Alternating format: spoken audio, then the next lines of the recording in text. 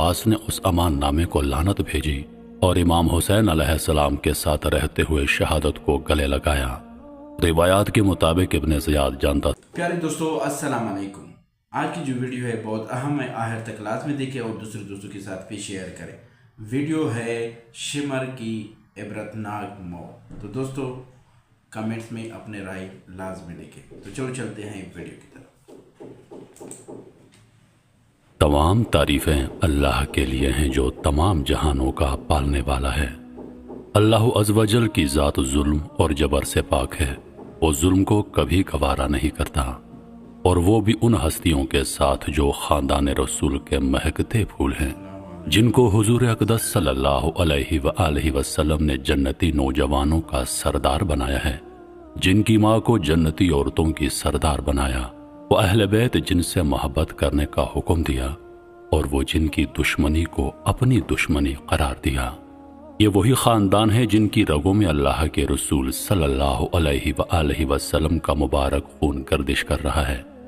ظالموں نے خاندان رسول کو 61 ہجری میں میدان کربلا میں بڑی بے دردی اور صفاقی کے ساتھ شہید کر دیا، یہاں تک کہ چھوٹے چھوٹے بچوں پر بھی رحم نہ کھایا اور انہیں پیاس کی شدت سے تڑپا تڑپا کر بے دردی سے تیروں کی بوچھاڑ کر کے شہید کر ڈالا۔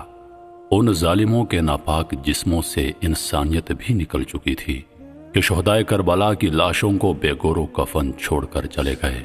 انہی ظالموں میں ایک نام شمر بن ذل جوشن کا ہے۔ اس لعین نے نواسہ رسول امام عالی مقام امام حسین علیہ السلام کو کس بے دردی سے شہید کیا۔ شمر بن ذل جوشن اس کی کنیت ابو ثابت تھی، قبیلہ حوازن کا فرد اور سردار تھا، اور واقعہ کربلا میں لشکر یزید میں 4000 سپاہیوں کا سردار تھا۔ اس کا تعلق عامر بن سسا کی اولاد سے تھا جو حبیب بن کلاب کے خاندان کا ایک فرد تھا۔ اس وجہ سے مذکور اجداد کی طرف نسبت دیتے ہوئے اسے عامری، جبابی اور کلابی لکھا گیا ہے۔ کتابوں میں اس کے نام کو شمر کی صورت میں درج کیا گیا ہے، لیکن عام طور پر لوگوں کے درمیان شمر کی شکل میں معروف ہے۔ ظاہر ہے شمر کا لفظ عبرانی ہے اور اس کے اصل شامل بمانی سامر، افسانہ سرا یعنی شب نشینی میں باہم گفتگو کرنے والا ہے۔ شمر کی تاریخ پیدائش کے سلسلے میں صحیح اطلاعات حاصل نہیں ہو سکی۔ شمر کے باپ کا نام سرحبل بن اور بن امرو کے نام سے مشہور تھا۔ اس کا لقب ذل جوشن پڑنے کی وجہ یہ تھی کہ عرب میں یہی پہلا شخص تھا جس نے ذرا اپنے تن پر پہنی اور یہی ذرا اسے بادشاہ ایران نے دی تھی۔ دوسرے قول کے مطابق اس کو اس لیے ذل جوشن کہا جاتا تھا کہ اس کا سینہ کچھ ابھرا ہوا تھا، اور یہ قول بھی ہے کہ اس کا اصل نام جوشن بن ربی تھا۔ ذل جوشن نے پیغمبر صلی اللہ علیہ وآلہ وسلم کی خواہش کے مطابق اسلام لانے کو اہمیت نہیں دی تھی، لیکن فتح مکہ کے بعد جب مسلمان مشرکین پر کامیاب ہو گئے تو یہ اسلام لے آیا۔ شمر کی ماں کو برائی سے یاد کیا جاتا ہے، یہاں تک کہ کہا جاتا ہے کہ وہ بھیڑوں کو ادھر ادھر لاتے جاتے گناہ سے آلودہ ہو گئی، اور شمر اسی غیر مشروط طریقے سے اس دنیا میں آیا۔ امام عالی مقام امام حسین علیہ السلام نے بھی واقعہ کربلا میں شمر کو بکری چرانے والے کے بیٹے کے نام سے خطاب کیا۔ شمر بن ذل جوشن ابتدا حضرت علی علیہ السلام کا حامی تھا۔ اس نے جنگ صفین میں مولا علی علیہ السلام کی مدد کی تھی، اور شامی سپاہی عدی بن محسن کے ساتھ جنگ میں اس کا چہرہ شدید زخمی ہو گیا، لیکن بعد میں اس نے مولا علی علیہ السلام سے منہ موڑ لیا اور اہل بیت سے بغض پال کر ان کا دشمن بن گیا۔ شمر وہی شخص تھا جس نے حضرت حجر بن عدی رضی اللہ عنہ کی گرفتاری میں جھوٹی گواہی دی تھی، حالانکہ حضرت حجر صحابی رسول اور حضرت علی کے قریبی اصحاب میں سے تھے۔ شمر نے زیاد بن ابی کے پاس گواہی دی کہ حجر بغاوت پر اتر آئے ہیں، یوں اس کی وجہ سے حضرت حجر رضی اللہ عنہ کو شہید کیا گیا۔ واقعہ کربلا میں بھی شمر نے امام حسین علیہ السلام کی شہادت میں اہم کردار ادا کیا۔ جب حضرت مسلم بن عقیل 60 ہجری میں کوفہ پہنچے تو شمر کو عبداللہ بن زیاد کی طرف سے حکم دیا گیا کہ لوگوں کو مسلم سے دور کر دو۔ اس نے جناب مسلم کی باتوں کو فتنہ قرار دیا اور لوگوں کو شام کی فوج سے ڈرایا۔ جب امام حسین علیہ السلام کربلا پہنچے تو شمر نے ابن سعد کو جنگ پر آمادہ کیا، حالانکہ ابن سعد صلح کا راستہ اختیار کرنا چاہتا تھا، شمر نے قبیلہ جاہلیت اور رشتہ داری کی بنیاد پر اپنے قول کو مقدم رکھا۔ اس نے جناب عباس علیہ السلام اور ان کے بھائیوں کے لیے ابن زیاد سے امان نامہ لیا، کیونکہ ان کی والدہ قبیلہ شمر سے تعلق رکھتی تھیں، مگر حضرت عباس نے اس امان نامے کو لعنت بھیجی اور امام حسین علیہ السلام کے ساتھ رہتے ہوئے شہادت کو گلے لگایا۔ روایات کے مطابق ابن زیاد جانتا تھا کہ جب تک حضرت عباس امام حسین کے ساتھ ہیں، حسین کو شکست دینا ناممکن ہے، لہذا شمر کو ان کے درمیان تفرقہ ڈالنے کے لیے بھیجا گیا۔ شمر نے عباس علیہ السلام کو آواز دی، مگر حضرت عباس نے توجہ نہ دی۔ امام حسین علیہ السلام کے حکم پر حضرت عباس شمر کے پاس گئے تو اس نے امان کی پیشکش کی۔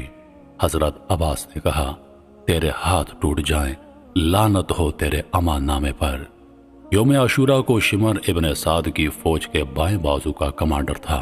عبداللہ بن عمیر کلابی کی شہادت کے بعد شمر نے اپنے غلام رستم کو حکم دیا کہ وہ ان کی اہلیہ کو نیزے سے قتل کرے۔ یوں کربلا کی پہلی شہیدہ خاتون وہ بنی۔ عصر عاشورہ میں امام حسین کی شہادت سے قبل شمر نے خیام اہل بیت پر حملہ کرنا چاہا، مگر امام حسین نے سختی سے روکا۔ بعد ازاں شمر نے حکم دیا کہ تیر انداز امام حسین کے جسم کو نشانہ بنائیں۔ امام پر آخری ضربیں سنان بن انس اور جرح بن شریک نے لگائیں۔ بعض روایات کے مطابق شمر ہی وہ تھا جس نے امام حسین کے سینے پر بیٹھ کر ان کا سر تن سے جدا کر دیا تھا۔ شمر بن ذوالجوشن قبیلہ حوازن کا سردار تھا۔ اس نے کربلا کے 20 شہداء کے سروں کو لے کر کوفہ اور ابن زیاد کے پاس پہنچایا۔ بعض روایات میں آیا ہے کہ اس نے 12 شہداء کے سر ابن زیاد کے سامنے پیش کیے۔ سن 67 ہجری میں مختار ثقفی کی بغاوت کے وقت شمر نے ان کے خلاف جنگ کی مگر شکست کھائی۔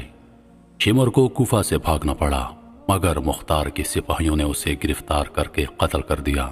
اس کا سر مختار کے پاس لایا گیا اور بعد میں محمد بن حنفیہ کو بھیجا گیا کہ اس کی لاش کو کتوں کے آگے ڈال دو۔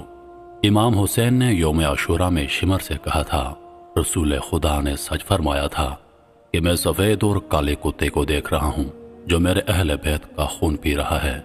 شمر کا کردار ابتدا میں مولا علی علیہ السلام کے ساتھ تھا، مگر بعد میں وہ دشمنوں کی صفوں میں شامل ہو گیا۔ کربلا کے واقعے میں شمر کی حیثیت ایک بنیادی دشمن اور خبیث ترین انسان کی ہے۔ اس نے امام حسین اور اہل بیت پر ظلم و ستم میں کوئی کسر نہ چھوڑی۔ مختار ثقفی کے ساتھ جنگ میں مختار کے سپاہیوں نے جا کر اس کا محاصرہ کر لیا، اور مسلم جبابی جو شمر ہی کے قبیلے سے تعلق رکھتا تھا، وہ کہتا ہے کہ ہم فرار ہو کر چلے گئے تھے اور خود کو بصرہ اور کوفہ کے راستے میں ایک مقام 7 مدمہ نامی قبیلے تک پہنچا دیا تھا، اور اسی کے قریب کلتانیہ نامی ایک چھوٹی سی بستی جو فرات کے ساحل کے اطراف میں قائم تھی۔ ہم اسی کے پاس ایک ٹیلے کے کنارے چھپ گئے۔ ایک دیہاتی نے ہماری مخفی جگہ کی خبر دے دی۔ رات کا وقت تھا جب مختار کے سپاہیوں نے ہمارا محاصرہ کر لیا۔ شمر کو میں نے دیکھا کہ اس نے بہترین لباس پہنا ہوا تھا اور اس کے بدن پر سفید داغ کی بیماری تھی۔ ہمیں تو یہاں تک کہ اپنے گھوڑوں پر سوار ہونے کی بھی فرصت نہ ملی۔ آپس میں سخت مزاحمت کا سامنا کرنا پڑا۔ کچھ ہی دیر بعد اللہ اکبر کا نعرہ سنائی دیا اور کسی نے چیخ کر کہا، خداوند عالم نے ایک خبیث کو مار دیا۔ شمر کو گرفتار کر لیا گیا اور مختار کے پاس لایا گیا۔ مختار نے حکم دیا کہ اس کی گردن اڑا دی جائے اور اس کے جسم کو کھولتے ہوئے تیل کی دیگ میں ڈال دیا جائے۔ مختار کے ساتھیوں میں سے ایک نے اپنے پیر سے شمر کے سر کو کچل دیا۔ عبد الرحمن بن عبد کہتا ہے کہ میں نے ہی شمر کو ہلاک کیا تھا۔ جب مختار کی نظر شمر کے بریدہ سر پر پڑی تو سجدہ شکر ادا کیا اور حکم دیا کہ اس سر کو نیزے پر بلند کیا جائے اور شہر کی جامع مسجد کے سامنے لوگوں کے لیے نشان عبرت بنا دیا جائے۔ شمر کے تمام ساتھی فرار ہو گئے۔ خود اسے بھی اتنی فرصت نہ ملی کہ جنگی لباس پہن سکتا۔ خود کو ایک کپڑے میں لپیٹا اور ایک نیزے کے ساتھ مختار کے سپاہیوں کے سامنے کھڑا ہوا، یہاں تک کہ شکست کھا گیا۔ شیخ توسی بھی اپنی کتاب امالی میں شمر کی سزائے موت کے سلسلے میں تحریر کرتے ہیں کہ ابو امرو ایک گروہ کے ساتھ شمر کی طاق میں گئے اور ایک جھڑپ میں اسے زخمی کیا، پھر قیدی بنا لیا۔ مختار کے پاس لایا گیا۔ مختار نے حکم دیا کہ اس کی گردن اڑا دی جائے اور اس کے جسم کو تیل کی کھولتی ہوئی دیگ میں ڈالا گیا۔ اور مختار کے ساتھیوں میں سے ایک نے شمر کے سر کو اپنے پاؤں تلے کچل ڈالا۔ اس بدبخت اور لعنتی انسان کی موت کے متعلق مختلف روایات ملتی ہیں۔ ایک اور روایت میں ہے کہ شمر اور ابن سعد کو گرفتار کر کے مختار کے سامنے پیش کیا گیا۔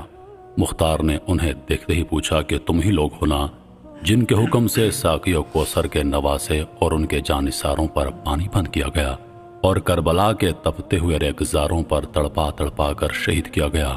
اے شمر، اے ابن سعد، سچ بتانا، اس ناپاک کام کے بدلے میں تم کو کتنی دولت ملی؟ ظالموں، تم کو ذرا بھی غیرت نہ آئی کہ جن کا تم کلمہ پڑھتے ہو انہی کے نواسے پر اتنا ظلم کر بیٹھے؟ جلاد، ان کو میرے سامنے تڑپا تڑپا کر ذبح کر دو تاکہ ان کی عبرتناک موت سے لوگ سبق حاصل کریں۔ نبی کریم صلی اللہ علیہ وآلہ وسلم کے گھر والوں سے محبت تو ایمان کا ایک اہم جزو ہے۔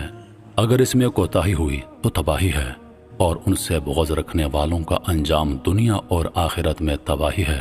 دوستو یہ تھی آج کی ویڈیو۔ امید کرتا ہوں یہ ویڈیو آپ لوگوں کو بہت پسند آ جائے گی، اور دوسرے دوستوں کے ساتھ بھی شیئر کریں اور کمنٹس میں اپنے رائے لازمی لکھیں تاکہ ہم کو حوصلہ افزائی ہو۔ ملتے ہیں نیکسٹ ویڈیو میں، ہم کو اجازت دیجیے، اللہ حافظ۔